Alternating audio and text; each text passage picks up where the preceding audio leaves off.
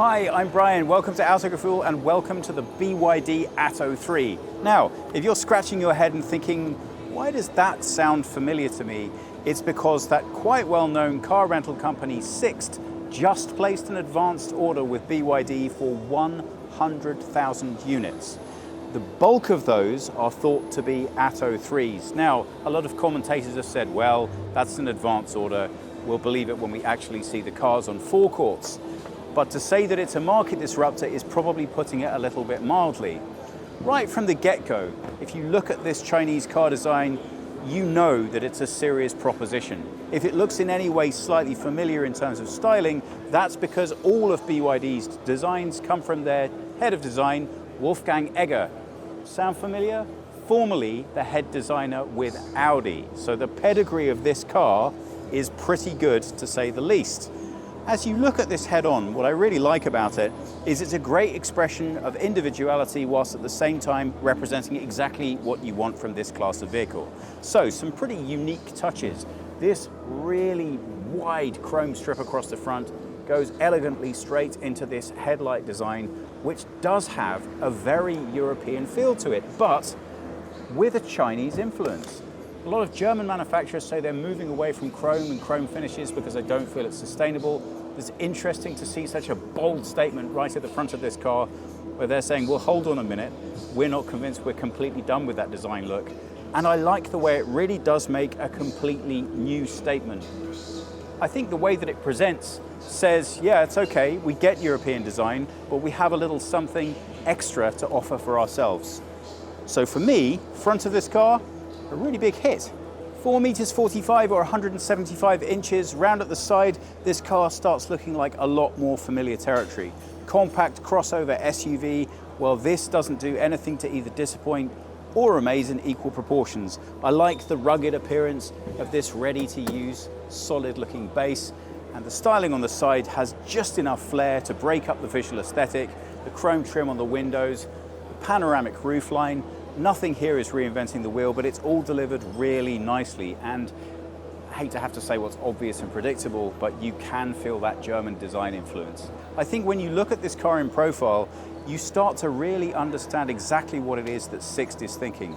I think this is going to be insanely popular within the rental market, and I think it's going to be very, very popular at home as well. Round at the back, well, I'm pleased to see that nobody's perfect. I don't know if this is just for show effect, but I'm not completely convinced there are a stack of customers who would love to have that decal on the back of their car.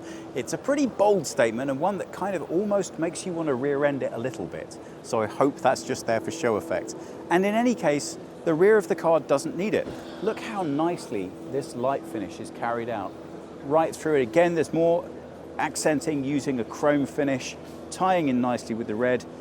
You know, this really does make me think that there's a lot of the more understated Chinese design language in here than you might think at first glance. A lot of these features are quite common in Chinese release vehicles, but here they're more elegantly and more subtly delivered. So it's a nice round back, but it's still got sleek elements of design that you'd expect from a European design, but a little bit of a Chinese twist. I think this is an absolutely fantastic piece of design work for its brief. What do you think? Well, before we look inside, let's check out that build quality. I'm really putting a bit of energy into that, and it sounds nice and solidly put together. So, great aesthetic outside, great build quality, panels all look nicely matching and well fitted. I think this might be where this car and I, however, part company, because whoever had the design brief for the interior of this car was clearly told, think differently. Check this out. Well, that is definitely going to be an either love it or hate it. It is not hitting my buttons, but then again, everything new and different always looks a little jarring the first time you see it. So, a radically different approach to door design. I guess that's going to be the exit and entry point. Standard controls down here. I don't even know what design genre you would put this into, and then when you look at the bottle holder in the rear, bizarrely mounted to the speaker grille to look like guitar strings. As is so often the case, that would have looked fantastic on a designer's notepad. In real life, however, Ooh, they're even tuned differently. Do I want that in my car? Well, it's going to suit people who want things a little different, and you have to give them credit for not just doing the same old boring thing again, and again. This is definitely a new approach to an interior of a car. Let's see how the cockpit works out. Okay, so my first question is, who is this car designed for? Well, I just have my first answer. Jonas just spent a full 3 minutes trying to play Smoke on the Water on the door pocket. Now, I guess that was the point of the design. It's supposed to engage the user in a different way than you standardly get from cars. Fair enough. But I don't know if I'm ready for a world in which a car has optional musical elements that I can twang. I'm from an era where drumming on the steering wheel and the dashboard is the most important thing.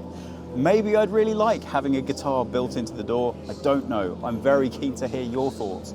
But meanwhile, it's interesting to note that that kind of design idea, or a direct retro link back to almost 1950s rock and roll from the States, which is almost where some of this kitsch gets its design feel from. Think of a 1950s diner, that's almost the style of the interior. Look at this, and tell me that that doesn't look to you like a stack of CDs on a shelf ready to be played. This is obviously the heating and cooling vents, and they are significantly different to whatever you're likely to have encountered before. So, you know what, I'm going to stop being a grumpy old man, and again, I'm going to have to take my hat off. What's the point of doing everything the way it's always been done before? If you're going to come new into a market, you should make a statement. And my goodness, they're making a statement. Now, I really do want to make this point right off the bat. Look at this driver's display screen. It's very small, but it's perfectly placed. Not only can I see it really clearly from my driving position, but because it's further out from the dashboard, its relative size actually doesn't upset you visually whatsoever. All of the information you need on there, nothing to distract you. I think they might have followed that design aesthetic through slightly to the infotainment screen, which is, to all intents and purposes, a gargantuan iPad right in the middle of the car. Well, okay, I know. Ever since Tesla, this is just how things are done now. But I would have liked a slightly more subtle approach, but is it fair to expect a subtle approach from a car that has a rack of CDs for heating and cooling in the middle of it, big, red, bulky wheels, although well done, tactile and easy to adjust, and a gear lever that looks like it would be more at home either in a flight simulator on somebody's desk or the Starship Enterprise? Well, we won't know until we drive it. But if fun is high on your list of things that you want out of a car interior, I think you would struggle to find one that's much more inventive than this. If, by the way, you have two main thoughts when you look at this, the first being, man, I wish there were more things in my car for my child to fiddle with, and two being, but what happens if I want a different perspective every 3 minutes? Don't worry, they've got you covered. Look at this. Wow. So, kind of a cool feature. I like that idea from the point of view of, well, I want different things from my car when I'm stationary in it and waiting to pick somebody up than I do when I'm driving. That's pretty cool, but it does feel a little bit distracting. But that said, it is very nicely executed. Now, before you start thinking, come on, Brian, stop being so miserable. What about the kids? Don't they deserve to enjoy the car and have fun too? Don't worry, they haven't forgotten you because dun, dun, dun. Is that Eye of the Tiger? I can see this driving me nuts. Every door has this fitted. And if you think that sounds like immense fun, try sitting in a supermarket queue or a petrol queue in Paris currently for 3.5 hours with 4 children in it under the age of 10 and see how you feel about it then. But meanwhile, it does look fun and funky. You get the same CD rack, air controls in the back, USB and a USB-C, and the finish quality back here is first rate. They've really done a good job with making this car feel extremely high quality. Spacious, a little bit lacking in headroom. I'm 5'10" or 178 centimeters, but I have a long torso, so you can compare me to around about 6'1". And as you can see, I'm a little lacking in headroom, but I don't want to be uncharitable. I can adjust my position and still be pretty comfortable. So long story short, great for 4 adults, a bit of a squeeze for 5, but completely achievable.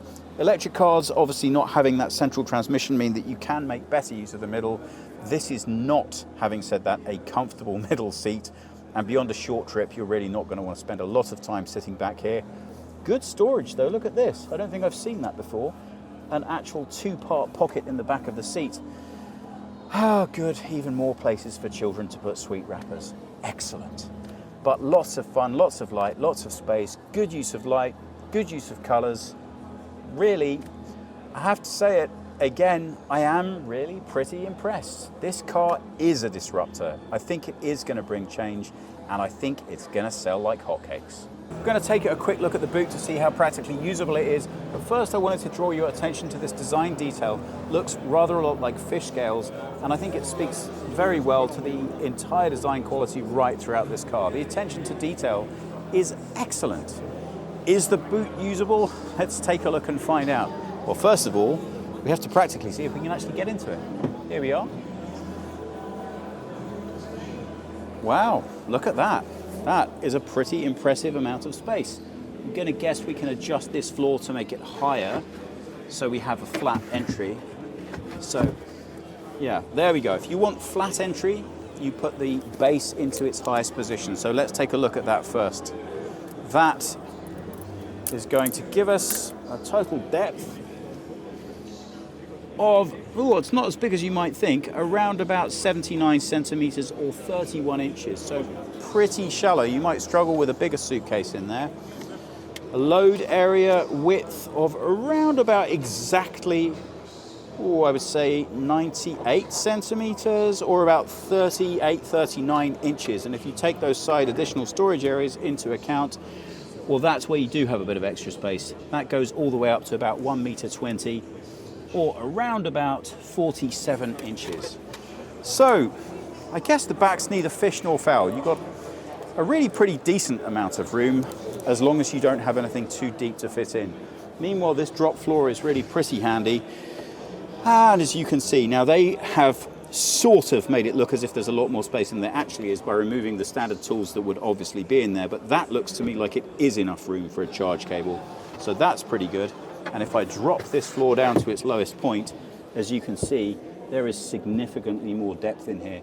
And if you look at these side string pockets, it clearly looks as if the design is intended to work generally this way for most of the time. Now, those seats can and do fold down. I'm going to fold one down just to show you.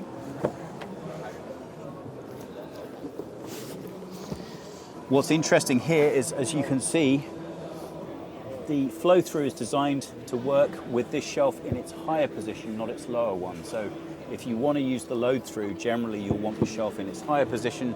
As you can see, the seats don't fold flat, but if you do put them as low as they're going to go, that is going to give you an overall load space. Thomas is like a master of using this thing. It still feels a little bit awkward to me. There we go, total load depth of around about 155 centimeters or 61 inches. So, a pretty competitive boot really when you take the batteries into account. And while we're on at batteries, let's take a look at the charge point.